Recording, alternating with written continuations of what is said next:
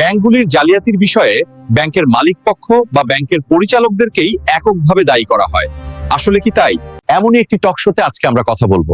আসলে কে দায়ী, ব্যাংকার না মালিক পক্ষ না অন্য কেউ? জানতে চান? তাহলে আমাদের সাথে থাকুন।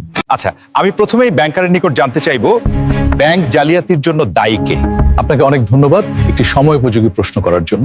জনাব, আপনার অভিজ্ঞতা কি বলে? ঋণ অনুমোদনের পূর্বে ব্যাংকের ঊর্ধ্বতন কর্মকর্তাগণ নিম্নের অফিসারদের ভুয়া ঋণের প্রস্তাব তৈরির জন্য প্রেসার ক্রিয়েট করেন এবং নানা প্রকার হুমকি দেন। তাদের হুমকির কারণে উপায়ন্তর না দেখে ব্যাংক কর্মকর্তাগণ ভুয়া ঋণ জানা সত্ত্বেও ঋণ দিয়ে থাকেন। এই কারণে আমি মনে করি ঋণ জালিয়াতিতে ব্যাংকার নয়, মালিক পক্ষ দায়ী।